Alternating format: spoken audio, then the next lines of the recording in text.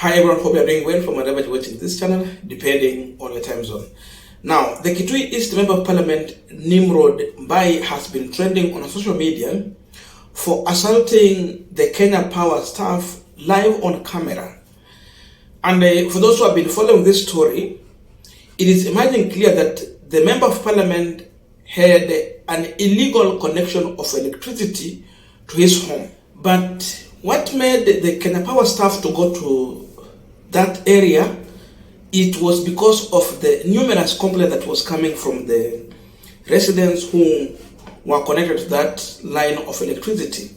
So the issue has been that they have been receiving frequent interruption of electricity, and then at some point low voltage of electricity. And because of this, then the Kenya Power staff had to do an investigation to understand really what is causing that problem. And as they were following this issue, they discovered that we have someone who has connected illegally to the main power, which now made the transformer to be overloaded. Meaning, Nimrod Mbai was using heavy machine after connecting electricity from that transformer, and that's why we had a low voltage, frequent disruption to the other client who are also sharing the same transformer within that connection area. So the issue is that it was illegally connected. So what they do? They decided to confiscate the materials used to connect that line. And the KPLC staff, that one is, in fact, the person who went to the ground is the Kenya Power Operation and Maintenance Manager for Kajiado County. So when they went to the ground there and meet now the person who has put that illegal connection, a member of parliament, these guys ended up being held hostage for close to 3 hours, from 5 p.m. to 8 p.m. That means at night, 7, 8, they were still at that site. Because now, it was either you connect it back, or if not, I deal with you. The man I'm talking about here is a member of parliament elected on UDA ticket. That be done today by our Kenya Power officer. You have to go home, guys. You are going home, I'm telling you. Take it from me. Swaji, hata chairman wa eneo anakuja hapa sahi. Chairman wa committee energy. He's coming here. We can't allow this to happen. This is not the Kenya we are looking for. Rudini maujinga yenu ya ODM. Hatumu tuliletea hapa. You can't do this. Wewe umeunganisha? Wapi Joel? Niko hapa. Nenda test jibani kama iko moto. Chalo, imo test kana wewe mweke. Na ile iko pale, apia hilo irudisha hapa kwa jibani kwangu. That is my property. Hapana, can you call? Call, my friend. Call. Make a call. I'm not here to talk with you guys. Piga simu lori kuje. Piga simu. Call, piga simu. Umetumwa na nani na kutoa? Uniletea ule ODM yenu hapa. Piga simu lori lete rafiki yangu. Piga simu, stupid. Piga chukua. Pigia driver simu alete. Nitangungua makene my friend. Piga yako.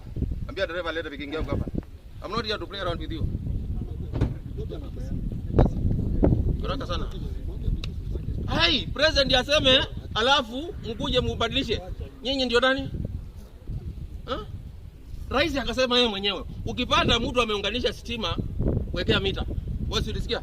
Na mbona mnang'oa? Now, as we continue with this discussion, just a quick request for those who are watching and you have not yet subscribed, please consider subscribing.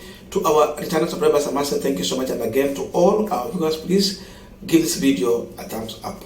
Thank you so much, and back to this discussion. Now, there are about 3 things I want us to discuss here. Number 1, the issue of representation in the National Assembly on matters touching common wananchi. Number 2, the character of the member of parliament, of course from the ruling party. And number 3, how the residents have been affected with the kind of move by this member of parliament to have that illegal connection of electricity. The discussion. And by the way, to know more about Nimrod Mbai, the reality is that you heard even in the video, he's insulting the KPLC operation manager in the name of ODM. So I don't know how Mr. Julius Okangi is connected to ODM. How? This one is a KPLC staff. So how do you tell him that this is the behavior of ODM? He is a Kenyan. He has a duty and responsibility. How do you turn that one to the issue of ODM? How is ODM connected to how? How do you bring in the issue of ODM and electricity? To me, it's not making sense. So you would see, like in his talk, he's a kind of, so he's coming from Nyanza because his name is starting with the O. Okangi. So watu wa Nyanza wote ni ODM. Na kwa sababu ya hiyo ndio maana yeye anakuwa disconnected. That's the first thing I checked there. Because there's no way you can put ODM and Kenya Power in one sentence. No, it cannot. So it's a kind of trying to be defensive to himself. This guy is also a former AP, administrative police. So you can imagine a man who understands the law, you know what he needs to do, but he's also misusing his experience. That's why he has been able to insult the KPLC staff. He served from 1996 to 2017 as an administrative police officer. So you can see, first of all, as a member of parliament, using his opportunity, sababu hako na bodyguard hapo. Number two, as a former AP. So the Kenya Power staff remained silent, being insulted in that way. But then, the issue is that this member of parliament is running away from paying the bill of electricity. So once we're doing that, who is carrying that burden? Look here. And this is the reality. Kenya Power will not carry that burden. By the fact that we have the Kenya Power Operation and Maintenance Manager in Kajiado County, they are responsible. Kama kuna the certain capacity of voltage they have been given in that Kajiado County, they should be responsible about it. Any shortage, wako answerable. And how do they normally work on this?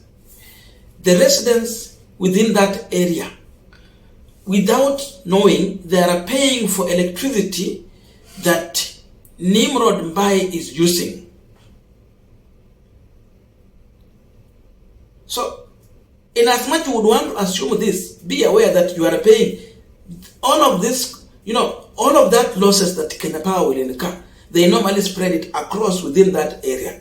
So, the people within that region or area are going to pay for it, especially wale watu wako na ile mita ya kitambo.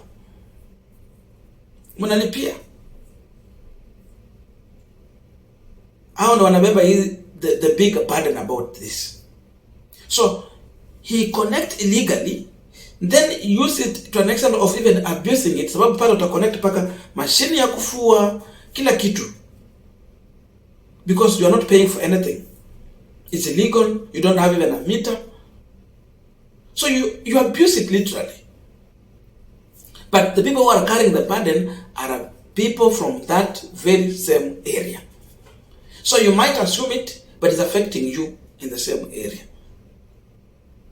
So you can see a member of parliament earning a salary at a position of influence, putting a burden on you, common man who is struggling to work and pay your bills. So you even end up paying his illegal bills from your pocket. Hata watu watoke na mnapata saa zingine mnaona token zinaisha, hata umeshangaa zimeisha hadi haraka.